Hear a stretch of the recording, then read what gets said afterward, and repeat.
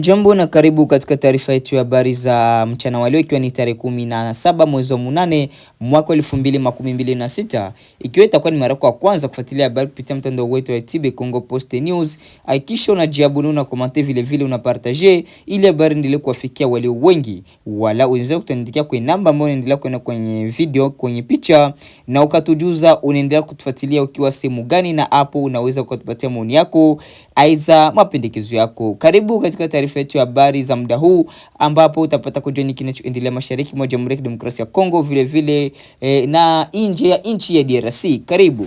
Tuanze na habari kutoka mashariki mwa Jamhuri ya Kidemokrasia ya Kongo, ambako hali ya usalama katika maeneo ya nyanda za juu katika eneo la Kale mkoani Kivu Kusini imeendelea kuwa ya wasiwasi mkubwa baada ya mapigano kati ya wapiganaji wa M23 na vikosi vya FARDC vinavyoungwa mkono na makundi ya wazalendo kuongezeka kwa nguvu katika siku za hivi karibuni. Kwa mujibu wa taarifa kutoka eneo hilo, mapigano hayo yamesababisha hofu kubwa miongoni mwa wakazi. Baadhi ya vijiji vimeripotiwa kuachwa karibu kabisa na wakazi wake ambao wamekimbia makazi yao wakitafuta maeneo yanayoonekana kuwa salama zaidi kutokana na hali ya usalama kuzuruta. Mapigano yanatajwa kuendelea katika maeneo ya nyanda za juu za Kale, ambako hali ya usalama imekuwa mbaya kwa muda. Mvutano kati ya M23 na vikosi vya serikali pamoja na wazalendo umeongezeka na kusababisha raia wengi kukabiliwa na hofu ya mashambulizi na madhara ya mapigano. Kwa wakazi wa vijiji vilivyoathirika, changamoto kubwa kwa sasa ni kuondoka katika maeneo ya mapigano bila kujua watakapopata usalama wa kutosha. Familia zinatawanyika, huku baadhi ya watu wakimbia bila kuwa na nafasi ya kuchukua mali zao muhimu. Hali hii imeongeza hatari ya kuibuka kwa mahitaji makubwa ya kibinadamu, hasa chakula, maji, huduma za afya na mahali pa kujistiri kwa watu waliolazimika kukimbia makazi yao. Kinachofanya tukio hili kuwa la muhimu ni kwamba mapigano yanatokea wakati eneo ambalo tayari limeathiriwa kwa muda mrefu na mzozo wa silaha. Kila ongezeko jipya la mapigano linaweza kusababisha wimbi jipya la uhamaji wa raia na kuongeza mzigo kwa maeneo ambayo tayari yanahifadhi watu waliokimbia mapigano hapo awali. Kuondoka kwa wakazi katika vijiji vyao kunaweza kuwa na athari kubwa zaidi ya kiusalama na kijamii. Vijiji vinapobaki bila raia, shughuli za kawaida kama biashara, kilimo na usafirishaji huvurugika. Kwa familia zinazotegemea kilimo, kukimbia wakati wa mvutano kunaweza pia kumaanisha kuacha mashamba na vyanzo vyao vya kipato. Kwa upande wa kijeshi, kuongezeka kwa mapigano katika nyanda za juu za Kale kunaonyesha kwamba bado kuna maeneo ambayo udhibiti wa usalama unapingwa na upande zinazohusika katika mzozo huo. Hata hivyo, taarifa kuhusu nani anayedhibiti eneo gani zinahitaji kuthibitishwa kwa uangalifu, kwa sababu taarifa kutoka maeneo ya mapigano zinaweza kubadilika kwa haraka. Jambo la msingi zaidi katika hali hii ni usalama wa raia. Watu wanaoishi katika maeneo ya mapigano mara nyingi ndio wanaobeba mzigo mkubwa wa mzozo, licha ya kutokuwa sehemu ya mapigano yenyewe. Kukimbia kwa familia nzima kuna maanisha watoto kukatisha masomo, wagonjwa kukosa huduma za afya, na wafanyabiashara pamoja na wakulima wanapoteza shughuli zao za kila siku. Iwapo mapigano yataendelea, kuna uwezekano wa idadi ya watu wanaohama kuongezeka zaidi. Hii inaweza kuweka shinikizo kubwa kwa jamii zinazowapokea wakimbizi wa ndani na kwa mashirika ya kibinadamu yanayojaribu kutoa msaada katika maeneo yenye changamoto za kiusalama. Kwa ujumla hali katika nyanda za juu za Kale inaendelea kuwa ya wasiwasi. Mapigano kati ya M23 pamoja na wazalendo yamesababisha hofu na kuwafanya baadhi ya wakazi kuondoka katika vijiji vyao wakitafuta usalama. Kinachohitajika kwa haraka ni kuhakikisha ulinzi wa raia, kuruhusu watu wanaokimbia mapigano kupata maeneo salama na kuwezesha misaada ya kibinadamu kuwafikia walioathirika. Wakati mapigano yakiendelea, macho yanaelekezwa Kale kufuatilia iwapo hali itatulia au kama mapigano yataendelea katika maeneo mengine ya nyanda za juu. Tuendelee na habari kutoka mashariki mwa Jamhuri ya Kidemokrasia ya Kongo ambako karibu familia 100 zimejikuta bila makazi katika kituo cha uchimbaji madini cha Rubaya kilichopo katika eneo la Masisi mkoani Kivu Kaskazini baada ya nyumba zao kubomolewa katika operesheni ambayo imeendelea kwa siku kadhaa. Kwa mujibu wa vyanzo vya ndani, operesheni hiyo ilianza Jumatano tarehe 12 mwezi wa 8 mwaka 2026 na ikiendelea hadi Jumamosi tarehe 15 mwezi wa 8 katika eneo linalofahamika kwa jina la Sherutivumbura pembezoni mwa mji wa Rubaya. Taarifa zinaeleza kwamba karibu nyumba 100 tayari zimebomolewa katika eneo hilo lililopo karibu na moja ya maeneo makuu ya uchimbaji wa madini ya coltan huko Rubaya. Kwa mujibu wa vyanzo kadhaa vya ndani ambavyo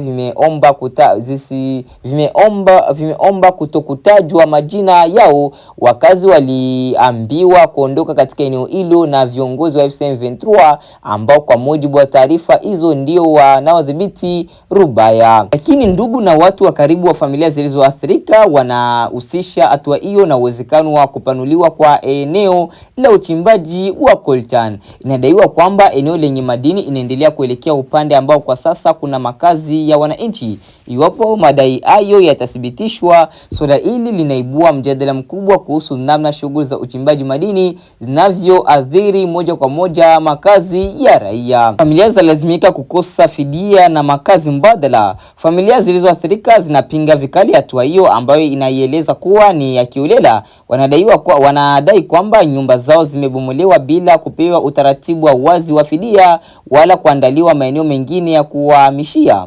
Kwa familia ambazo zimepoteza nyumba zao, madhara sio tu ya kubomolewa kwa majengo bali pia kupoteza mali, mazingira ya kuishi na usalama wa watoto na watu wengine wanaowategemea. Kimsingi, uhamishaji wa watu kutoka eneo moja kwenda jingine unahitaji kuzingatia usalama na utu wa raia, hasa pale ambako watu hawajahusishwa katika maamuzi yanayohusu makazi yao. Rubaya ni eneo linalojulikana kwa utajiri mkubwa wa madini hususan coltan ambayo ni madini muhimu katika uzalishaji wa vifaa mbalimbali vya kielektroniki au vya teknolojia. Lakini utajiri huo wa madini umekuwa ukiambatana changamoto kubwa za kiusalama na kibinadamu. Taarifa zinaeleza kwamba eneo la Rubaya limekuwa chini ya udhibiti wa M23 kwa zaidi ya miaka miwili. Licha ya eneo hilo kutajwa kuwa katika hali ya hatari kubwa kiusalama, shughuli za uchimbaji madini zimeendelea. Hali hii imeibua maswali kuhusu nani anayefaidika kutokana na rasilimali hizo, namna shughuli za uchimbaji zinavyosimamiwa na muhimu zaidi kama usalama na haki za watu wanaoishi katika eneo hilo wenye madini zinazingatiwa. Tatizo la Rubaya haliishi kwenye kubomolewa kwa nyumba. Mwaka uliopita zaidi ya wachimbaji wadogo 200 waliripotiwa kupoteza maisha katika eneo hilo kwa hasa kutokana na maporomoko ya ardhi na mazingira duni ya usalama katika shughuli za uchimbaji. Hii inaonyesha kwamba wakazi na wachimbaji wa Rubaya wanakabiliwa na changamoto mbili kwa wakati mmoja. Upande mmoja kuna hatari ya kiusalama kutokana na mzozo wa silaha na upande mwingine kuna hatari zinazotokana na shughuli za uchimbaji wa madini. Kwa hiyo suala la sasa la kubomolewa kwa nyumba zinapaswa kuangaliwa kwa mtazamo mpana zaidi. Si suala la nyumba pekee bali linahusisha haki ya watu kuishi kwa usalama, kupata makazi na kulindwa dhidi ya kuondolewa bila utaratibu unaoeleweka. Tukio hili linaonyesha changamoto kubwa inayoweza kujitokeza katika maeneo yenye utajiri wa madini lakini yenye udhibiti dhaifu wa taasisi za serikali. Ikiwa eneo la uchimbaji linapanuliwa kuelekea kwenye makazi ya wananchi, mamlaka zinapaswa kuweka wazi mipaka ya uchimbaji, taratibu za uhamishaji na namna ya kuwafidia watu wanaopoteza nyumba na mali zao. Lakini katika mazingira ya vita kama yalivyo Rubaya, swala hilo linakuwa ngumu zaidi kwa sababu utawala wa eneo na udhibiti wa shughuli za madini zinahusishwa na mazingira ya mzozo wa silaha. Kwa sasa hakuna uthibitisho huru unaoonyesha kwamba sababu rasmi ya kubomolewa kwa nyumba hizo ni upanuzi wa mgodi. Hivyo madai haya yanapaswa kuchukuliwa kwa tahadhari hadi mamlaka zinazohusika zitakapotoa maelezo rasmi. Kwa ujumla, tukio la Rubaya limeacha familia nyingi katika hali ya sintofahamu na ukosefu wa makazi. Karibu nyumba 100 zimeripotiwa kubomolewa katika eneo la Sherutivumbura, huku familia zikiathirika zaidi zikidai kwamba familia zinazoathirika zikidai kwamba hazijapewa fidia wala makazi mbadala. Wakati huo madai kwamba hatua hiyo inaweza kuwa na uhusiano na upanuzi wa eneo na uchimbaji wa coltan bado haujathibitishwa rasmi. Kinachohitajika sasa ni ufafanuzi wa wazi kuhusu sababu za ubomoaji, ulinzi wa raia na hatua za kuwasaidia familia zilizopoteza makazi yao. Rubaya ina utajiri mkubwa wa madini, lakini utajiri huo haupaswi kuja kuwa gharama ya usalama, utu wa haki za msingi za wananchi wanaoishi katika eneo hilo. Tuendelee na habari kutoka nchini Jamhuri ya Kidemokrasia ya Kongo, ambako Felix Antoine Tshisekedi Tshilombo ametangaza kwamba hivi karibuni atalihutubia taifa ili kutoa ufafanuzi kuhusu mpango wa kuanzisha mazungumzo ya kitaifa jumuishi nchini humo. Tangazo hilo limetolewa wakati Rais Tshisekedi akiwa katika ziara nchini Gabon, ambako alikutana na baadhi ya wanachama wa diaspora wa Kongo katika mji wa Libreville. Mazungumzo hayo yalihusu kwa kiasi kikubwa juhudi za kutafuta amani mashariki mwa nchi ya DRC, hasa michakato ya Washington na Doha, mpango na mazungumzo wa kitaifa. Katika mazungumzo hayo, Tshisekedi alisitiza kwamba serikali yake itaendelea kutafuta njia za kufikia amani ya kudumu, huku akisitiza pia umuhimu wa kulinda uhuru, mamlaka na uadilifu wa ardhi ya Jamhuri ya Kidemokrasia ya Kongo. Kwa mujibu wa kauli ya rais, mazungumzo hayo yanakusudia kuwa tofauti na mijadala mbalimbali ya kisiasa ambayo imewahi kufanyika nchini DRC. Tshisekedi amesema wazi kuwa mazungumzo haya yatakuwa tofauti na mazungumzo yote ambayo nchi hii imewahi kuyajua.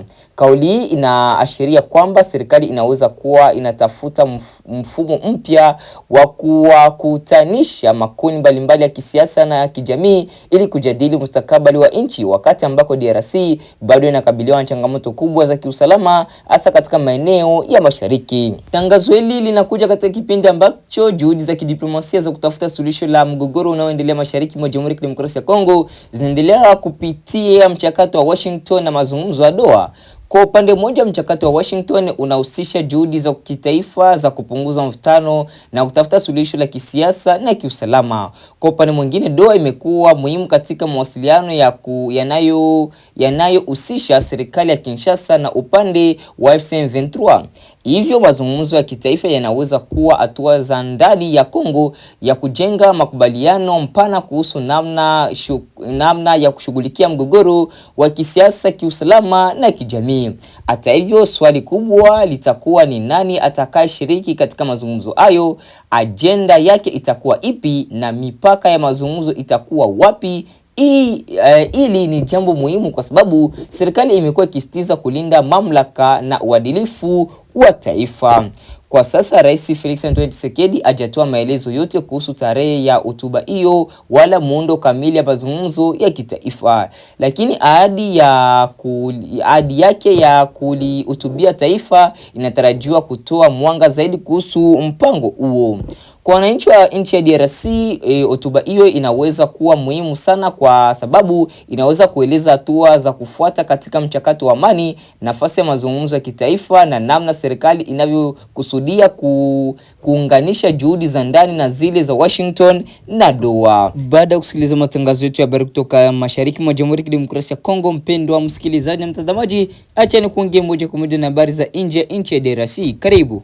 Baraza la Maaskofu Katoliki TEC limehimiza umuhimu wa kukiri ukweli kwanza kwa kile kilichotokea nchini humo wakati na baada ya uchaguzi wa Oktoba 29, likisema hatua hiyo ni muhimu kabla ya kuingia katika hatua nyingine ya kuliponya taifa.